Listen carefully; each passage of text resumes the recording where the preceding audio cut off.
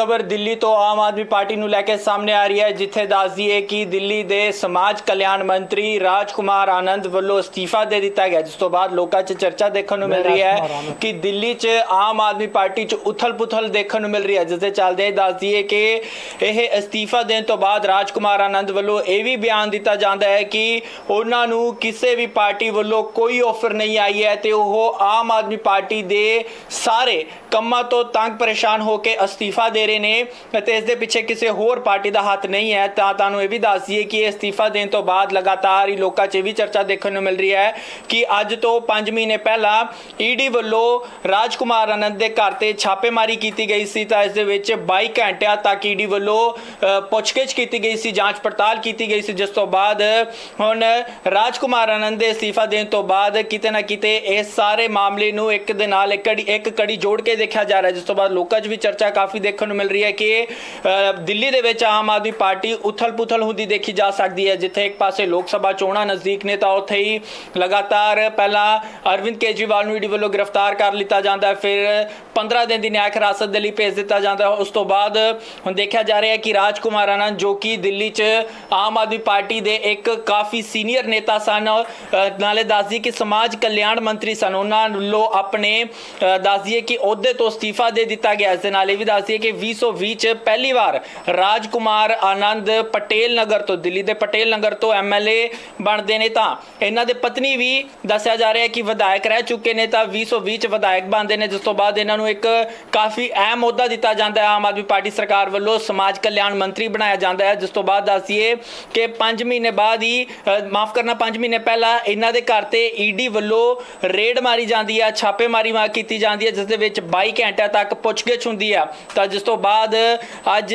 ਰਾਜਕੁਮਾਰ ਆਨੰਦ ਵੱਲੋਂ ਅਸਤੀਫਾ ਦੇਣ ਤੋਂ ਬਾਅਦ ਇਸ ਸਾਰੇ ਮਾਮਲੇ ਨੂੰ ਜੋੜ ਕੇ ਦੇਖਿਆ ਜਾ ਰਿਹਾ ਹੈ। ਲੋਕਾਂ ਵੱਲੋਂ ਸਵਾਲ ਚੁੱਕੇ ਜਾ ਰਹੇ ਨੇ ਕਿ ਕਿਤੇ ਨਾ ਕਿਤੇ ਇਸ ਦੇ ਪਿੱਛੇ ਇੱਕ ਵੱਡੀ ਰਾਜਨੀਤੀ ਹੋ ਸਕਦੀ ਹੈ, ਜਿਸ ਕਰਕੇ ਅਸਤੀਫਾ ਦਿੱਤਾ ਗਿਆ। ਲੋਕਾਂ ਵੱਲੋਂ ਸਵਾਲ ਚੁੱਕੇ ਜਾ ਰਹੇ ਨੇ, ਜਿਸ ਤੋਂ ਬਾਅਦ ਹੁਣ ਦੇਖਣਾ ਹੋਵੇਗਾ ਕਿ ਆਉਣ ਵਾਲੇ ਸਮੇਂ ਦੇ ਵਿੱਚ ਇੱਕ ਪਾਸੇ ਰਾਜਕੁਮਾਰ ਆਨੰਦ ਵੱਲੋਂ ਇਹ ਬਿਆਨ ਜ਼ਰੂਰ ਦਿੱਤਾ ਗਿਆ ਕਿ ਉਹਨਾਂ ਨੂੰ ਕਿਸੇ ਵੀ ਪਾਰਟੀ ਵੱਲੋਂ ਆਫਰ ਨਹੀਂ ਆਇਆ, ਪਰ ਉੱਥੇ ਦੂਜੇ ਪਾਸੇ ਰਾਜਕੁਮਾਰ ਆਨੰਦ ਵੱਲੋਂ ਆਮ ਆਦਮੀ ਪਾਰਟੀ ਦੇ ਕਈ ਰਾਜ਼ ਵੀ ਖੋਲੇ ਗਏ ਨੇ ਆਪਣੇ ਬਿਆਨ ਦੇ ਵਿੱਚ। ਇਸ ਦੇ ਨਾਲ ਹੀ ਕਈ ਗੰਭੀਰ ਇਲਜ਼ਾਮ ਵੀ ਲਗਾਏ ਜਾਂਦੇ ਨੇ ਤੇ ਕਿਹਾ ਜਾਂਦਾ ਹੈ ਕਿ ਆਮ ਆਦਮੀ ਪਾਰਟੀ ਕਾਫੀ ਲੰਬੇ ਸਮੇਂ ਤੋਂ ਗੰਦੀ ਰਾਜਨੀਤੀ ਕਰਦੀ ਆ ਰਹੀ ਹੈ। ਇਹ ਰਾਜਕੁਮਾਰ ਆਨੰਦ ਵੱਲੋਂ ਖੁਦ ਆਪਣੀ ਪਾਰਟੀ ਦੇ ਉੱਤੇ ਇਲਜ਼ਾਮ ਲਗਾਏ ਗਏ ਨੇ, ਉਸ ਤੋਂ ਬਾਅਦ ਅਸਤੀਫਾ ਦਿੱਤਾ ਗਿਆ। ਤਾਂ ਇੱਕ ਵਾਰ ਤੁਹਾਨੂੰ ਉਹਨਾਂ ਦਾ ਕੀ ਕਹਿਣਾ ਉਹ ਵੀ ਜ਼ਰੂਰ ਸੁਣਾ ਦਿੰਦੇ।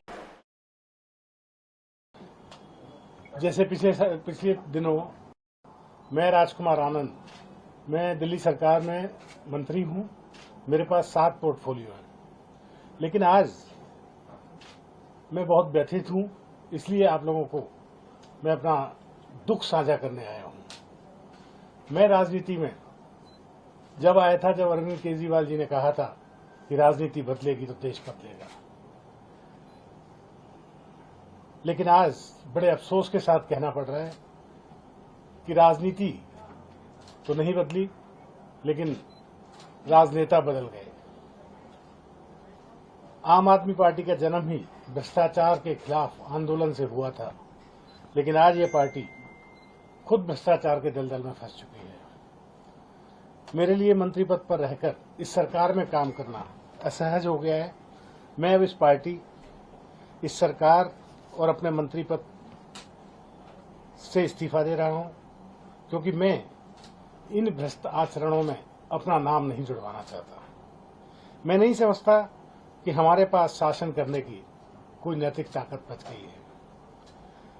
बाबा साहेब डॉक्टर भीमराव अंबेडकर ने पे बैक टू सोसाइटी का जीवन मंत्र दिया था।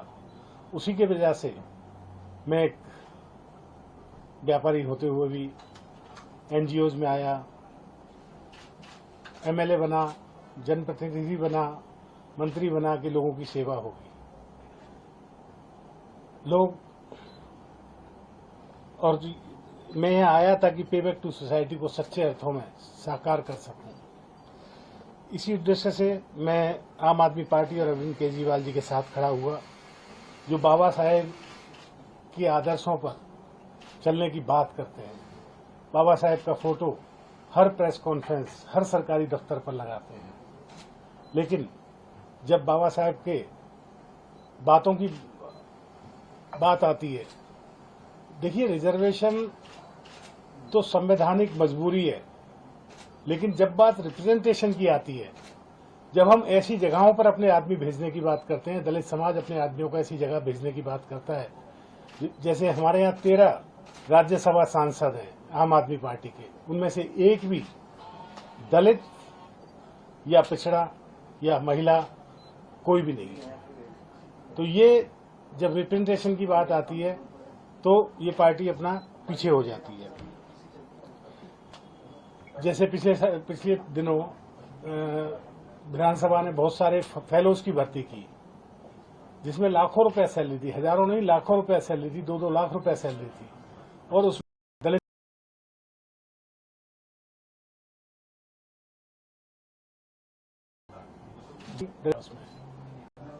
मैं SC ST का भी मंत्री हूं, समाज कल्याण मंत्री भी हूं। अगर ये मेरे होते हुए ये सब काम ना हो तो मुझे नहीं लगता कि मेरा यहाँ होना जायज है। इस पार्टी में दलित विधायक, पार्षद और मंत्री का कोई सम्मान नहीं है। इनके अग्रणी जो नेता हैं उनमें कोई भी दलित नहीं है, कोई भी संगठन में दलित नहीं है, जो ऊंचे संगठन है, किसी राज्य का प्रभारी दलित नहीं है। ऐसे हालात में सब अपने आप को, सभी दलित प्रतिनिधि अपने आप को ठगा हुआ महसूस करते हैं।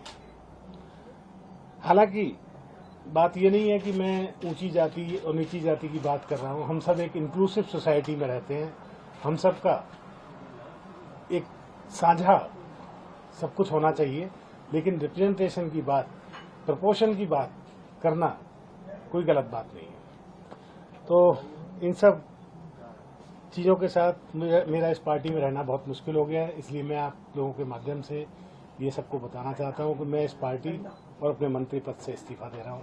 आप सब ने मुझे सुना, बहुत बहुत धन्यवाद। आपने कब अपना इस्तीफा भेज दिया है? हाँ, मैंने इस्तीफा दिया। सर, आपको क्या लगा कि आप इस्तीफा देने की वजह क्या है? अभी तो मैंने बताया। लेकिन अचानक ऐसे समय पे क्यों? मैं राजकुमार आनंद, मैं दिल्ली सरकार में मंत्री हूं, मेरे पास 7 पोर्टफोलियो है, लेकिन आज मैं बहुत व्यथित हूं, इसलिए आप लोगों को मैं अपना दुख साझा करने आया हूं। मैं राजनीति में जब आया था, जब अरविंद केजरीवाल जी ने कहा था कि राजनीति बदलेगी तो देश बदलेगा,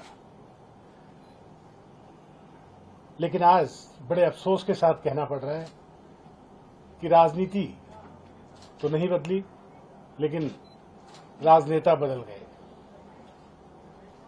आम आदमी पार्टी का जन्म ही भ्रष्टाचार के खिलाफ आंदोलन से हुआ था, लेकिन आज ये पार्टी खुद भ्रष्टाचार के दलदल में फंस चुकी है। मेरे लिए मंत्री पद पर रहकर इस सरकार में काम करना असहज हो गया है। मैं अब इस पार्टी, इस सरकार और अपने मंत्री पद से इस्तीफा दे रहा हूं, क्योंकि मैं इन भ्रष्ट आचरणों में अपना नाम नहीं जुड़वाना चाहता। मैं नहीं समझता कि हमारे पास शासन करने की कोई नैतिक ताकत बच गई है। बाबा साहेब डॉक्टर भीमराव अम्बेडकर ने पे बैक टू सोसाइटी का जीवन मंत्र दिया था। उसी के वजह से मैं एक व्यापारी होते हुए भी NGOs में आया, MLA बना, जनप्रतिनिधि बना, मंत्री बना कि लोगों की सेवा होगी। लोग और मैं यहाँ आया ताकि पे बैक टू सोसाइटी को सच्चे अर्थों में साकार कर सकूं। इसी उद्देश्य से मैं आम आदमी पार्टी और अरविंद केजरीवाल जी के साथ खड़ा हुआ, जो बाबा साहेब के आदर्शों पर चलने की बात करते हैं। बाबा साहेब का फोटो हर प्रेस कॉन्फ्रेंस, हर सरकारी दफ्तर पर लगाते हैं, लेकिन जब बाबा साहेब के बातों की बात आती है, देखिए रिजर्वेशन तो संवैधानिक मजबूरी है, लेकिन जब बात रिप्रेजेंटेशन की आती है, जब हम ऐसी जगहों पर अपने आदमी भेजने की बात करते हैं, दलित समाज अपने आदमियों को ऐसी जगह भेजने की बात करता है, जैसे हमारे यहाँ 13 राज्यसभा सांसद हैं आम आदमी पार्टी के, उनमें से एक भी दलित या पिछड़ा या महिला कोई भी नहीं है। तो ये जब रिप्रेजेंटेशन की बात आती है तो ये पार्टी अपना पीछे हो जाती है।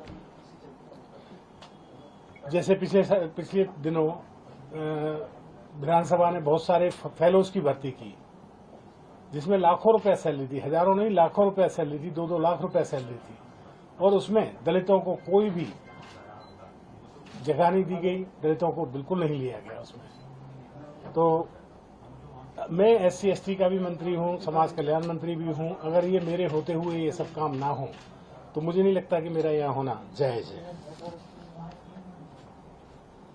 इस पार्टी में दलित विधायक, पार्षद और मंत्री का कोई सम्मान नहीं है। इनके अग्रणी जो नेता हैं उनमें कोई भी दलित नहीं है, कोई भी संगठन में दलित नहीं है, जो ऊंचे संगठन है, किसी राज्य का प्रभारी दलित नहीं है। ऐसे हालात में सब अपने आप को, सभी दलित प्रतिनिधि अपने आप को ठगा हुआ महसूस करते हैं।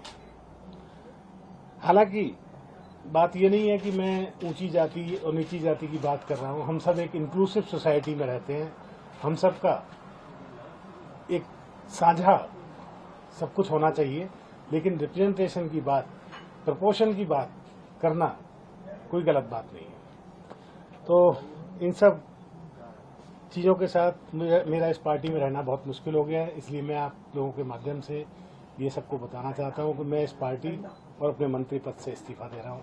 आप सब ने मुझे सुना, बहुत बहुत धन्यवाद। आपने क्या अपना इस्तीफा भेज दिया है?